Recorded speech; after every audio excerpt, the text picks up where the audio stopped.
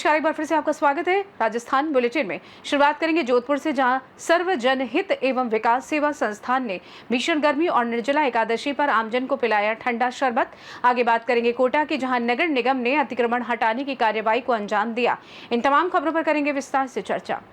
भरतपुर के नदबई थाना क्षेत्र में कूलर का तार बोर्ड में लगाते समय करंट की चपेट में आए एक व्यक्ति की मौत हो गई। इस मृतक के शव का जिला अस्पताल मोर्चरी में पोस्टमार्टम कराकर शव पुलिस ने परिजनों को सुपुर्द कर दिया। प्राप्त जानकारी के अनुसार नदबई थाना क्षेत्र के गांव खुरमपुर निवासी योगेश को गाड़ी चलाने का कार्य करता है। दोपहर को हंतरा से एक बारात के कार्यक्रम से गाड़ी चलाकर वापस आया था।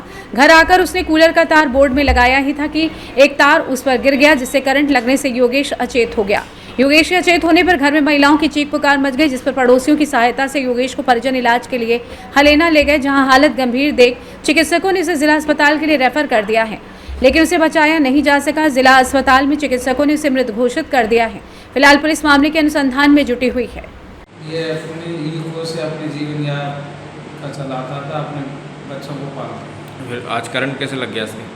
करंट कूलर में पानी भर रहा था, तो कूलर शादी में से आया था, कूलर का तार लगा रहा था, एक तार छूट के उसके सीने पे लग गया। और वहाँ पर ऐसा कोई आदमी था नहीं कि उसको मतलब पंपिंग करे, या कोई लेडीज थी रोने गाने में लग गई। जब तक आए जब तक फिर लेके भागे हलैना में उन्होंने पंपिंग की। उसके बाद में फिर भरतपुर भेजा, उन्होंने कहा कि भरतपुर ले जाइए। भरतपुर में RBM में लाए तो इन्होंने यहाँ पर भी कोशिश की, ये बोले सब बचाया नहीं जा सका। क्या नाम है आपका? मुकेश। भरतपुर से सीनियर संवाददाता रीना की रिपोर्ट। जोधपुर में सर्व जनहित एवं विकास सेवा संस्थान के जोधपुर में सेवा कार्य के क्रम में भीषण गर्मी और निर्जला एकादशी के अवसर पर शुक्रवार को सराहनीय पहल करते हुए 5वीं रोड चौराहे पर राहगीरों को ठंडा शरबत वितरण किया। इस कार्यक्रम में मुख्य अतिथि सूरसागर विधायक देवेंद्र जोशी व चौपासनी मंडल अध्यक्ष हेमंत जानियानी उपस्थित रहे। संस्थान के अध्यक्ष विष्णु सरगरा ने नेतृत्व किया।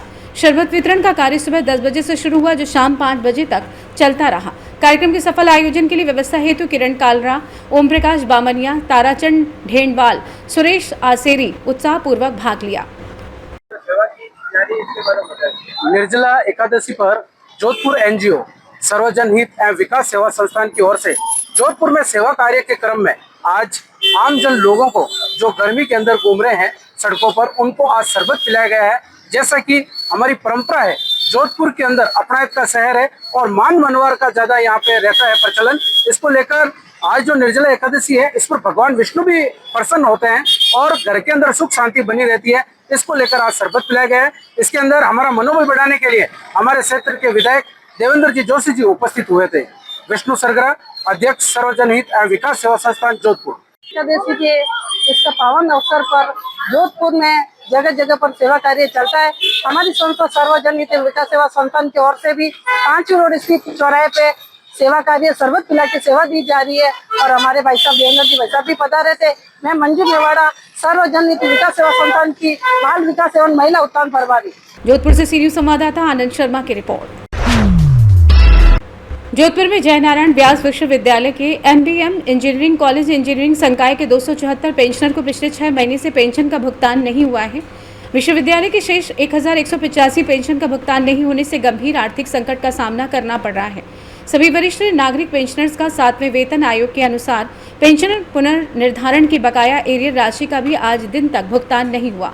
पेंशनर सोसाइटी ने बार बार विश्वविद्यालय प्रशासन और राज्य सरकार को गुहार लगाई, लेकिन राज्य सरकार और प्रशासन द्वारा कोई भी संतोषजनक उत्तर प्राप्त नहीं हो रहा है।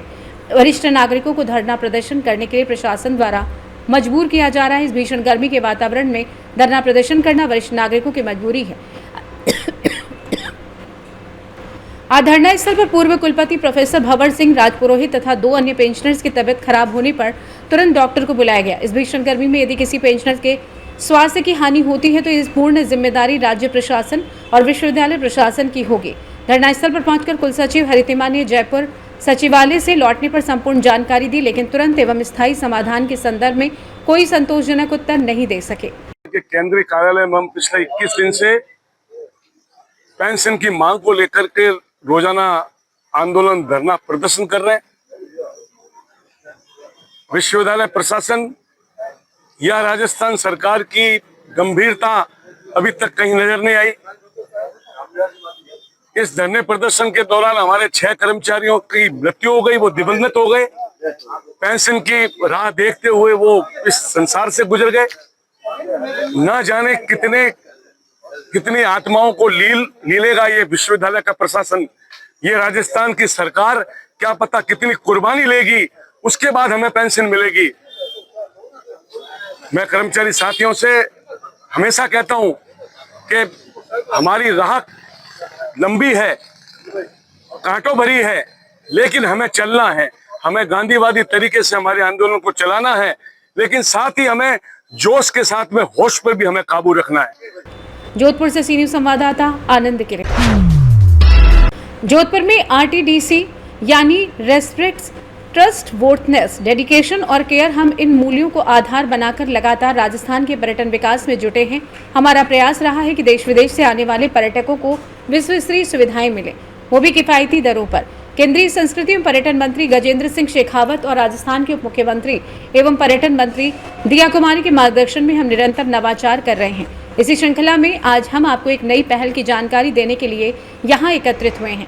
हमें बताते हुए खुशी हो रही कि राजस्थान पर्यटन विकास निगम अब जोधपुर से माउंट आबू के लिए 3 दिवसीय टूर पैकेज सेवा शुरू कर रहा है। ये पैकेज विशेष रूप से उन परिवारों के लिए तैयार किया गया है जो कम समय में कम खर्च में गुणवत्तापूर्ण यात्रा अनुभव चाहते हैं। इस पैकेज में जोधपुर से माउंट आबू और वहां भ्रमण के बाद वापस माउंट आबू से जोधपुर तक वातानुकूलित टैक्सी से यात्रा कराई जाएगी। द्वारा पैकेज टूर शुरू किया गया है, जिसके अंतर्गत ट्रांसपोर्ट, अकोमोडेशन और कैटरिंग की सुविधा सम्मिलित है। 3 दिवस 2 नाइट्स और 3 डेज के लिए। क्या रेट है? 21,000 रुपए रखे हैं सर, एक फैमिली के हिसाब से 4 लोगों के लिए। 4 लोग मिनिमम 4 लोग चाहिए। मिनिमम 4 लोग चाहिए, नहीं है तो भी फिर है ना वो मिनिमम पे आपको करना रहेगा। 21,000 करने ही होंगे, चाहे 2 जी सर, जी सर। पर्यटन विभाग की ओर से क्या उद्देश्य है, किस तरह से और माउंट आबू के अलावा और क्या पर्यटन विभाग की ओर से? इसकी मेन उद्देश्य यही है कि सब जोधपुर वासियों के लिए आज तक किसी को पता ही नहीं था कि भाई आरटीडीसी कोई संस्था के अंदर इतने होटल्स हैं या नहीं है, और ये डिस्काउंट्स है या ये इस तरीके से आप घूम सकते हैं। इस सुविधा से यहाँ आने से आदमी यहाँ तक पहुंचेगा तो बाकी हम उसके लिए व्यवस्था करवा देंगे। जो आम आदमी भी, कोई भी जो जिसकी विजन भी नहीं है, भाई कहाँ जाऊँ, कैसे जाऊँ, क्या है, तो उसके लिए भी यहाँ स्थान तक पहुंच सकता है। यहाँ उसके लिए सारी व्यवस्थाएं हम यहाँ पे माउंट का तो स्टार्टिंग किया फेज, उसके बाद में जो दूसरे पैकेज हैं जिसमें आपके अजमेर पुष्कर है, अलवर, सिलीसेट अलवर है, रणथंभौर, सवाई माधोपुर है और सारस और भरतपुर है। तो ये पहली बार शुरू हुई? ये जोधपुर में साहब ये पहली बार शुरू हुई। बाकी जयपुर हमारी इकाई पिछले 25 सालों से ये सुविधा प्रदान की जा रही है। जोधपुर से सी न्यूज संवाददाता आनंद की रिपोर्ट। नगर निगम कोटा उत्तर के आयुक्त अशोक त्यागी के निर्देशानुसार शुक्रवार को नयापुरा आरटीडीसी के क्षेत्र में अतिक्रमण हटाने की कार्यवाही को अंजाम दिया गया। कोटा शहर में नगर निगम कोटा उत्तर के अतिरिक्त पुलिस अधीक्षक एवं अतिक्रमण प्रभारी तरुणकांत सोमानी ने बताया कि अतिक्रमण टीम व जाब्ते द्वारा नयापुरा क्षेत्र में आरटीडीसी के सामने आमने दोनों तरफ रास्तों पर गन्ने के ठेले लगाकर अस्थायी अतिक्रमण रखा गया था। इसके तहत अतिक्रमियों को मुनादी के माध्यम से स्वयं के स्तर पर अतिक्रमण हटाने के लिए आगाह किया जा चुका था, परंतु अतिक्रमियों द्वारा नियमों व चेतावनी की अनदेखी करने पर शुक्रवार को अतिक्रमण टीम व जाब्ते द्वारा जेसीबी व अन्य संसाधनों के माध्यम से गन्ने की मशीनों व ठेलों को हटाया गया और साथ ही उन्हें चेतावनी देते हुए चेताया गया कि भविष्य में पुनः अतिक्रमण किए जाने पर उनके विरुद्ध नियमानुसार जुर्माने की कार्यवाही की जाएगी। कोटा से सी न्यूज संवाददाता सुरेश कुमार पटेरिया की रिपोर्ट। फिलहाल के लिए इस खास बुलेटिन में बस इतना ही। देश दुनिया की तमाम बड़ी खबरों को जानने के लिए आप जुड़े रहिए सी न्यूज भारत के साथ। हर खबर आपके साथ, आपके हाथ।